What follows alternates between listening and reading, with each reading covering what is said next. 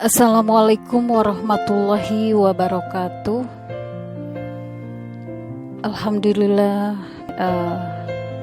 kita dapat bersilaturahmi lagi melalui YouTube ya, dalam rangka berbagi informasi tentang pendidikan, tentang kemasyarakatan, dan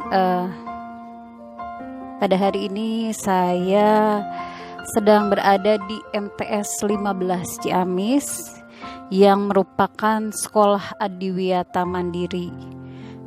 Perlu Bapak Ibu ataupun siapapun yang melihat tayangan ini ketahui bahwa sekolah adiwiyata itu dari mulai tingkat kabupaten, kemudian naik ke tingkat provinsi, begitu ya Pak ya, kemudian naik ke tingkat nasional, dan yang paling tinggi itu sekolah adiwiyata mandiri, di mana sekolah adiwiyata mandiri itu mempunyai sekolah-sekolah binaan, begitu ya Pak ya.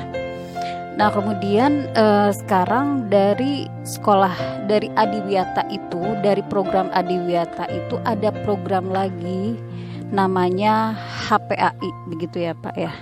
Nah saya di sini akan mengajak berbincang-bincang tentang program HPAI ini bersama Bapak Usep sebagai apa itu Pak di tim dari tim aksi lingkungan dan pengembangan profesi. Oke. Profesional.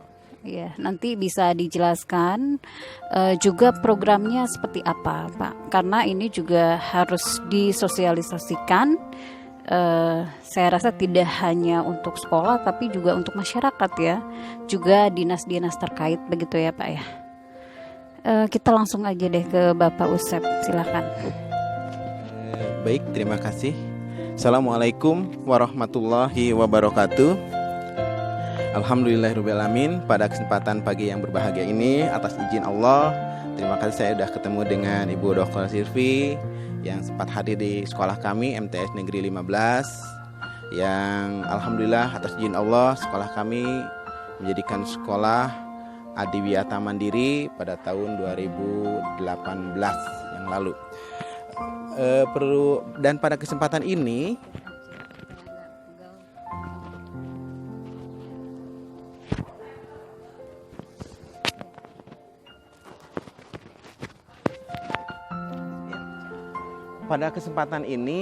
kami di Kabupaten Ciamis sudah terbentuk sebuah wadah yang membawahi seluruh sekolah-sekolah yang adiwiyata, terutama di Kabupaten Ciamis. Yang disebut wadah itu adalah HPAI, Himpunan Pegiat Adiwiyata Indonesia. HPAI ini terbentuk berdasarkan pada satu komitmen sebuah perusahaan Astra. Beliau sangat peduli terhadap, salah satu programnya adalah peduli terhadap lingkungan, sehingga membentuk yang disebut dengan HPAI, baik itu tingkat DPD ataupun juga yang di kami ini adalah tingkat wilayah di Kabupaten Ciamis. Dan baru dibentuk 2 bulan, dan seluruh kabupaten, 27 kabupaten di Jawa Barat, alhamdulillah sudah terbentuk HPAI, Bu. Sehingga dari wadah ini diharapkan sekolah-sekolah adiwiyata, khususnya di Kabupaten Ciamis, tidak stuck. Artinya tidak, kami sudah menjadi sekolah adiwiyata dan sudah mendapatkan yang disebut dengan sertifikat sekolah ramah lingkungan, sekolah peduli lingkungan. Setelah itu tidak. Nah, yang diharapkan ini, yang dimunculkan adalah bagaimana sekolah itu eksis, ya, karena ada perubahan siswa dari terus-menerus, perilaku siswa. Diharapkan bukan sekolah adiwiyatanya, Bu, tapi diharapkan kita membentuk sebuah perilaku berperilaku ramah lingkungan pada anak-anak kita. Jadi anak-anak kita itu kelak keluar dari sekolah ini memiliki karakter atau berperilaku ramah lingkungan. Dimanapun juga dia sampai seterusnya, dia berbekal bahwa lingkungan ini sangat peduli. Bahkan yang paling saya tekankan kemarin itu ada bit plastic pollution. Bagaimana limbah plastik itu jangan menjadikan berlarut-larut sehingga tanah itu penuh dengan sampah plastik, tersumbat dan lain sebagainya. Sehingga sekolah Adiwiyata itu menjadikan pelopor kepada peserta didik agar dia berperilaku di mana saja berada, dia sudah berubah tingkah lakunya, sudah peduli terhadap lingkungan. Sekecil apapun juga kepedulian pada lingkungan akan bermanfaat ibadah bagi dirinya, bermanfaat bagi juga yang lainnya. HPAI, kebetulan saya di bidang aksi lingkungan dan pengembangan potensi, ya, potensi, maka di situ ada nanti kita akan coba bagaimana sekolah-sekolah Adiwiyata itu berkompetitif dengan yang lain, bagaimana dia mengedukasinya dengan peserta didik, bagaimana dia memberikan inovasinya terhadap lingkungan dan juga merupakan motivator di sekolah lain. Itu bagi yang sudah. Alhamdulillah Ciamis itu sudah ada, Bu, 80 sekolah yang sudah Adiwiyata. Namun iya banyak, dan yang baru juga sekarang. Tapi yang lebih banyak kemarin saya dengar dari rekan-rekan kami yang dari DPW Bogor itu sampai 200 sekolah sudah diadiwiyatakan.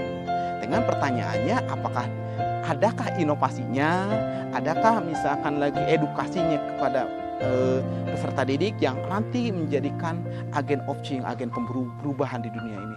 Saya sangat optimis sekali dari HPAI ini, yang mudah-mudahan ke depan HPAI ini akan menelurkan sekolah-sekolah Adiwiyata, bukan hanya sekolah kalau kemarin kita bahas kami itu, tapi peserta didik yang selalu berperilaku ramah lingkungan. Itu, Bu, ya. Itu diharapkan seperti itu, di mana program kami yang baru dekat ini, insya Allah kami akan mengadakan workshop seluruh sekolah yang sudah terdaftar sejak dahulu kali menjadi sekolah Adiwiyata. 88 sekolah itu kita akan undang. Kita akan coba yang sebelumnya karena sudah tertidur, kita akan coba disilaturahmi dulu, baik itu untuk ke dinas pendidikannya atau di Kementerian Agamanya. Mudah-mudahan semuanya tergugah bahwa kita hidup di lingkungan yang Allah berikan, yang ciptakan ini, kita harus menjaganya. Jangan sampai, saya jadi sedih kalau ngobrol begini, jangan sampai kita menjadi orang-orang yang berbuat dolim kepada lingkungan kita, ya. Kerusakan di dunia ini akibat daripada ulah manusianya sendiri, ya, Bu, ya.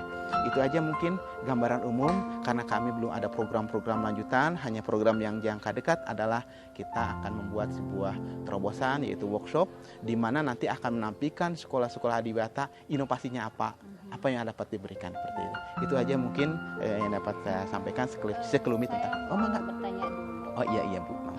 Jadi untuk program HPAI ini untuk sekolah Adiwiyata saja atau di luar yang sekolah Adiwiyata boleh? Ya, di sini HPAI itu mencoba menggiring sekolah-sekolah yang belum Adiwiyata, dicoba untuk diberikan binaan melalui pendidikan edukasi yang menarik, ya, yang nanti juga kita akan laporkan ke HPAI DPD pusat itu agar menjadi sekolah Adiwiyata. Itu yang belum. Yang sudah jangan sampai stuck, kita adakan pertemuan, kita akan ada apa misalkan dari Bogor, apa inovasinya, apa yang mesti dan seperti itu. Itu pertemuan. Jadi yang belum didorong untuk menjadi sekolah betul Adiwiyata, sekali. dan yang sudah memperoleh penghargaan sebagai sekolah Adiwiyata didorong lagi, betul, ya, difus. Sudah ada yang semangatnya mulai melemah, didorong lagi. Betul, ya. Ya. Terus workshopnya rencananya kapan? Workshopnya direncanakan itu setelah kita mungkin akhir bulan Junian lah, Bu, ya, karena sekarang masa gini. Lalu juga kita belum kemarin ke dinas lingkungan, kita belum bersilaturahmi dengan dinas lingkungan, kita juga belum memperkenalkan. Sambil kita memperkenalkan HPAI, keberadaannya juga kita itu ada kegiatan. Jangan sampai aku memperkenalkan HPAI, lalu kira-kira kegiatannya apa? Nah, makanya kegiatan awalnya adalah untuk workshop, sambil memperkenalkan, sambil kita punya loh kegiatan ini, dan kita meminta rekomendasinya, baik itu dari dinas pendidikan ataupun juga dari Kementerian Agama. yang didukung penuh oleh Dinas Lingkungan Hidup otomatis. Dan konon katanya, bukan katanya lagi, bahwa HPAI ini adalah pelurunya lingkungan hidup Bu, gitu. Iya, makanya lingkungan hidup memang peduli. Memang harus diselamatkan Bumi itu. Kalau tidak diberikan kesadaran dari mulai tingkat sekolah dasar, Betul. ya kapan lagi, karena ya tidak bisa dinantikan kita untuk menyelamatkan lingkungan ini. Kemudian harapan Bapak kepada dinas terkait, misalnya Kementerian Agama, madrasah, juga dinas pendidikan, terhadap dukungan dari program ini, harapannya seperti apa? Iya. Harapan yang pertama adalah kami dengan rekan-rekan minimal memberikan dukungan penuh, baik itu misalkan pokoknya mendukung semua kegiatan, memberikan rekomendasi, ataupun syukur-syukur didukung dengan stimulan-stimulan yang lain ya Bu ya. Itu yang pertama. Yang keduanya juga ikut berpartisipasi, mengkampanyekan Bu ya, mengkampanyekan bahwa sekecil apapun juga kepedulian terhadap lingkungan ini akan itu. Bahkan saya sampai pernah suatu saat mengatakan, yuk kita putus mata rantai anak-anak kita dengan orang tuanya. Kadang-kadang orang tuanya begini Bu, ini salah satu kisah yang paling unik sekali Bu ya. Pada saat ibunya seorang di sebuah rumah tangga gitu ya, ibunya masak dan sebagainya, ada sampah plastik semua disatukan. Dia titip kepada suaminya yang mau bekerja naik motor ya gitu. Dia titipkan itu oleh-oleh berupa sampah plastik karena mau ke kantor. Dengan indahnya, dengan ikhlasnya dia membuang sampah ke sungai. Dia dengan ikhlas begitu aja. Sampah plastik sampai dia di sungai seperti itu. Di rumah bebas Bu, dia tidak punya sampah apapun juga. Tapi apa dampaknya gitu? Dia mengatakan, wah, dan itu sering berulang kali, sehingga bagaimana yang terjadi akibat kelaknya. Dan tidak sedikit ada dari kendaraan yang berpakai mobil dengan enaknya misalkan bekas makanan plastik aja langsung lempar keluar, mobilnya biar bersih. Padahal itu sampah-sampah plastiknya bertebaran kemanapun Bu, sampai keterbang angin, sampai nyangkut di tanah orang. Itu kan, sehingga terkubur, sampai sampah plastik itu ada yang umurnya 80 tahun lah, 900 tahun, sampai tidak pernah hancur. Bagaimana tanah itu bisa menghasilkan atau gembur atau misalkan juga bermanfaat kalau misalkan tanahnya sudah tercemar dengan sampah plastik. Itu siapa yang itu kan, kita tidak tahu dosa kita gitu kan. Siapa yang pernah kita membuang sampah sekecil apapun juga, bekas permen, bukan apa, itu kan lama. Pada suatu saat saya pernah ada seorang ibu-ibu naik motor pagi-pagi subuh, dia makan cilok, naik ke motor, sampah plastiknya dibuang. Saya siap motor itu Bu, begitu disiap Bu sampah plastiknya, saya kan cuma seorang. Ya kalau semua orang mengatakan saya sendiri segitu itu, sampah segitunya, kalau semua orang mengatakan jawabannya seperti itu, lalu seperti apa gitu kan ya. Nah itu makanya banyak hal-hal yang mungkin harus kita temukan jawabannya, terutama dengan sampah plastik. Dan kami kemarin beberapa tahun sebelum Adiwiyata, saya menggiatkan kembali yang disebut dengan ekobrik Bu, bagaimana menyelamatkan sampah plastik itu biar tidak berceceran. Nah ini salah satunya sampah plastiknya ada di sini ya, itu yang disebut dengan ekobrik Bu. Iya.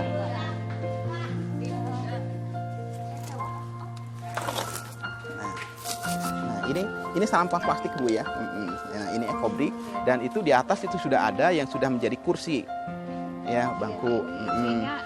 Isinya sampah plastik, iya, dipadatkan betul. Ini mah hanya menyelamatkan sampah plastik sementara Bu, iya. Dan ini kalau kebetulan alhamdulillah di Ciamis itu tempat sampah bank sampah induknya itu menjadi juara di provinsi Jawa Barat Bu. Bahkan di Indonesia sudah terkenal bahwa untuk ini itu dihargai sampai 1.000 atau 1.500 ini untuk orang-orang para pengumpul, bukan di kilo tapi udah satu ini. Untuk siapa yang masyarakat yang kalau misalkan itu dijual sana udah dapat tabungan gitu ya, Rp1.000 atau 1.500 sampai padat. Satu padat ini satu karung Bu, di sampah plastik itu bisa diselamatkan. Satu karung iya sampai dipadatkan, iya dipadatkan sampai seperti itu. pakai kayu yang tumpul begitu terus itu. Padat banget. Iya, sampai padat banget. Mungkin nanti salah satu pengelola yang ada yang saya ketahui itu di daerah Barekbek sebelah sana itu ada salah satu ibu-ibu yang biasanya pagi-pagi itu membuat ini. Jadi sampahnya udah digunting-gunting, dia pengrajin sampai dimasukkan seperti ini. Dia minimalnya bisa menyelamatkan plastik yang berterbaran gitu. Gitu. Dan ada salah seorang orang tua kebetulan jualan juga ya, dia ada jualan di itu anaknya bilang, Pak Bu, sekarang katanya ibu saya kalau plastik itu sekarang dimasukkan ke dalam botol, ya udah baguslah kita bikin ekobrik. Sudah ada dua orang ya, karena dia bekas ciki, bekas apa itu lama sekali itu untuk bisa hancurnya. Nah itulah mungkin. Dengan ini bisa bermanfaat untuk apa aja Iya. Pak? Boleh. Kalau di luar negeri itu bukan untuk bangunan ya, atau untuk pagar, untuk tempat duduk. Ini kalau ini tempat duduk kalau udah banyak begini kan pakai busa Bu ya, atasnya dilem dulu, terus pakai lem kaca sampai padat, terus langsung kasih itu busa, terus kasih jok. Itu mungkin joknya cuma 50.000 lah gitu ya. Itu harganya itu satu jok itu 250.000 Bu, udah ada di sini, dia ada udah dijualan itu ya. Kalau yang satu paket itu kurang lebih kemarin itu 1.200.000, semuanya sampah gitu ternyata. Nah, itu yang dimanfaatkan akhirnya sangat bermanfaat.